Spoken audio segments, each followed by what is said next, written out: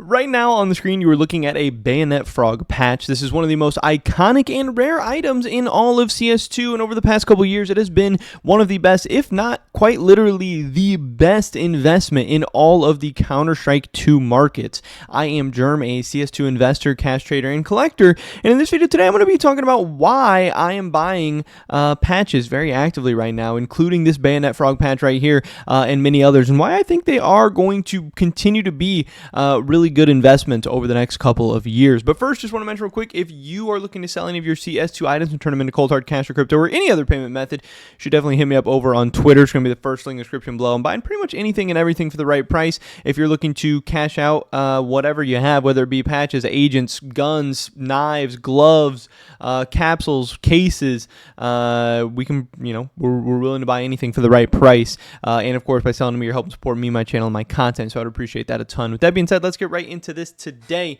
So this is a Bayonet Frog patch. This is the first Bayonet Frog patch that I've actually purchased for my own collection, for my own portfolio. I have actually previously owned a couple of other Bayonet Frogs, but they've usually been part of cash trading deals where I have sold them off, and it's usually made sense to sell them off because if you've looked at the Bayonet Frog patch graph, it's literally just gone almost straight up for like the past 2 years. It has been very, very fast and continual growth. There's not been many sideways trending periods. There's not been many, if any, downward trending periods for the Bayonet Frog patch. So anytime I've had my hands on one, it's made very nice gains very quickly, and it's been very tempting to take those gains and sell them off. But obviously, every time that I've sold them off, there's been a little bit of FOMO, a little bit of regret because the thing has just kept going up in price. Now, obviously, FOMO, regret, whatever, those are emotional decisions, and those shouldn't really have a part of CS2 investing, but I do just want to have some of these for my own collection because I do think that their value has good reason to increase over the next couple of years. Now, I know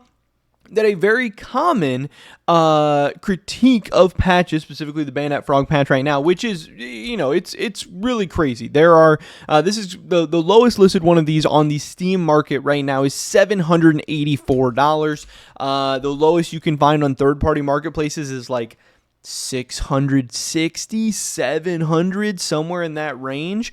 But obviously the common critique is that these things are overpriced. Patches in general are overpriced. More specifically, the Operation Riptide patches, and even more specifically, the Bayonet Frog patch. And first, my question would be, what even is overpriced? How do you put a dollar amount on anything? If you're saying the Bayonet Frog is overpriced, are you saying everything in CS2 is overpriced? Should there be $60,000 stickers? Should there be $150,000 AKs? I don't know. Should there be $600 patches? I don't know. Things are worth whatever people are willing to pay for them. But how can you look at this Bayonet Frog patch and be like, oh yeah, this is $400 patch based off judging off it, based on the vibes that I'm feeling, this is $600 or $700 or $800 is overpriced for this. Like, it just makes absolutely no sense.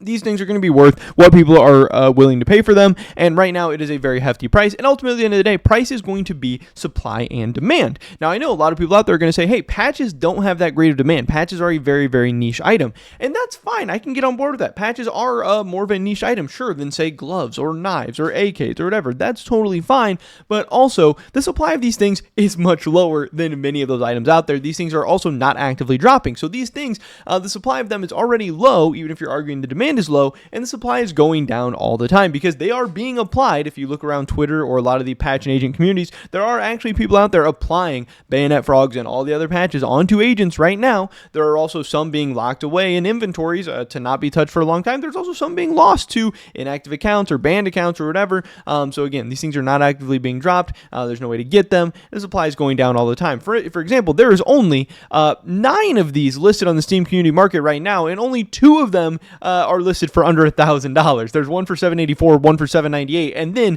$990, $995, and $1,007, and then the other ones are more than $1,000. So realistically, you could only really get 1 or 2 of these things for like a really even remotely market price, and this is how it is on a lot of the other community marketplaces as well. People are not selling Bayonet Frogs for reasonable prices. These things are hard to get. The supply is very, very low, and then Also, I know some people are skeptical that if and when a new operation is going to come out, that patch prices are going to drop off because there's already not that much demand for them. They're already a very niche item. And then if we split that demand across more patches, which first of all, we don't even know for sure that the new operation is going to have patches or whatever. We don't know what direction the CS2 developers are going to go for the future of CS2 or what they want to do in terms of agent customization or whatever. But say we do get a couple of really sick, really awesome new patches. That's great. Well, guess what? The new operation, I do believe, is going to be heavily overinvested.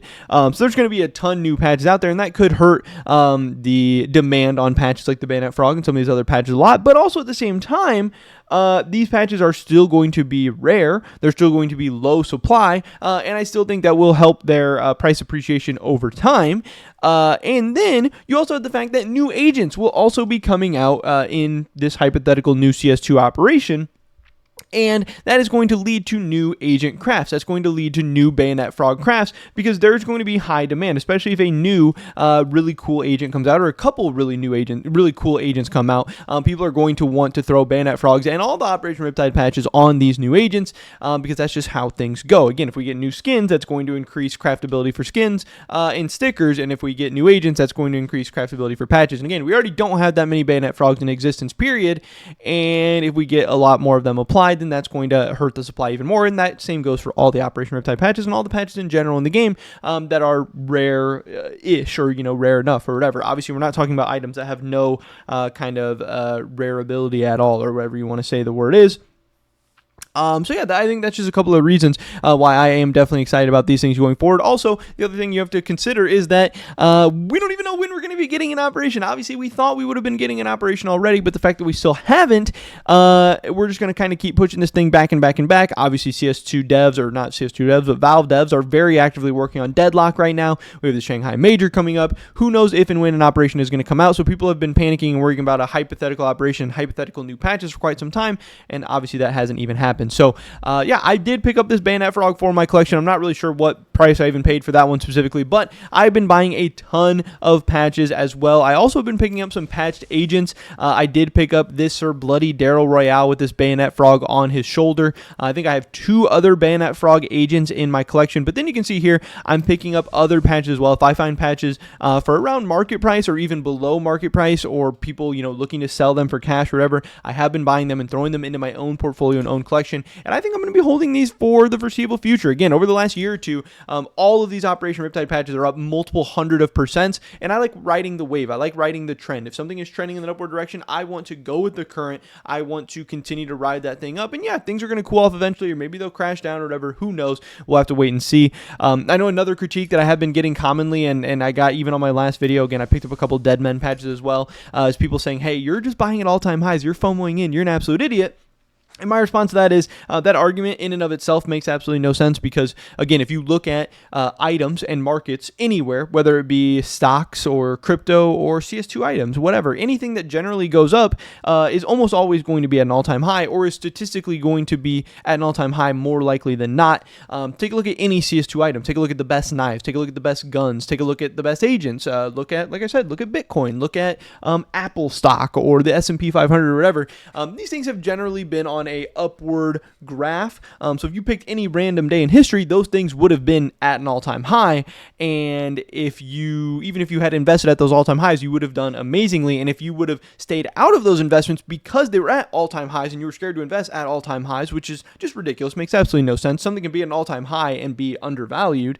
You would have missed out on some absolutely massive gains. And just even in the history of the Bayonet Frog or the Dead Men patch or any of these patches, look back and see the graphs that just go up and pick any day. They were setting new all-time highs every single day or once a week or once a month or whatever. So again, if you picked out a random day, you would have been investing, at one time, $100 was the all-time high for the Bayonet Frog. Would you not go back and invest at $100, even though it was the all-time high? It's worth $800 now. It's worth $700 now, whatever. So it's at an all-time high argument makes absolutely no sense. Now you can say, hey, they've ran up too much too fast, or they've gone up too high, or they're overpriced or overvalued, whatever, which again, I don't think is the best argument, but that at least makes more sense than just saying, hey, that's at an all-time high, because just saying that's at an all-time high, that is not even an argument. That's literally so stupid, it doesn't even make sense. But here, there's some other stuff. Picked up a couple Dead Men patches. I think I have 4 Deadman patches now. Picked up some Elder Gods. I'm not the biggest fan of the Elder God, but again, if I see one for a decent price, I'm going to pick it up. I picked up this Metal Gold Nova 1 patch. I do like some of the skill group patches as well. Gold Nova 1 is not my favorite, but this one was listed for a discount on Buff Market, so hey, I saw it. I'm going to pick it up. I still think it's okay. I'd still rather own it than nothing. We got a couple Anchors Away patches here. This one I kind of like. I think it looks cool on some agents.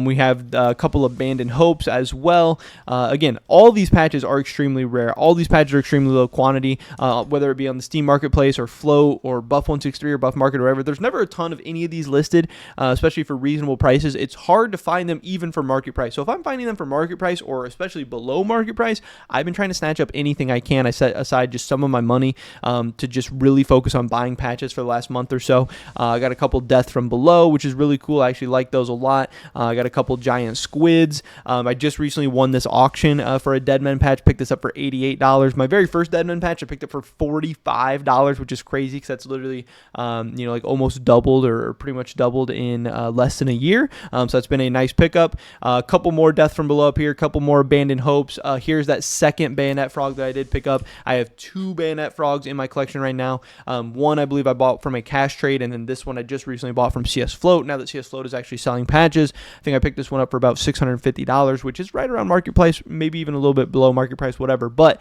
yes, I am actively buying a ton of patches right now. They're one of my top 3 investments. I've talked about this in many videos. My top 3 favorite investments are definitely Operation Riptide patches, rare cases, especially the cheap rare cases like Danger Zone and Prisma 2, and then bordered stickers. I've been buying a ton of border stickers as well. Cato 15s, Atlanta, Boston, Columbus, stuff like that. These are the things that I think are going to do really well over the next 1, 2, 3 years, and the things that I'm banking on. Maybe I'll be right, maybe I'll be wrong. We'll have to wait and see. But pretty much it was this video today, guys. Hopefully catch you in the next one. Until then, peace.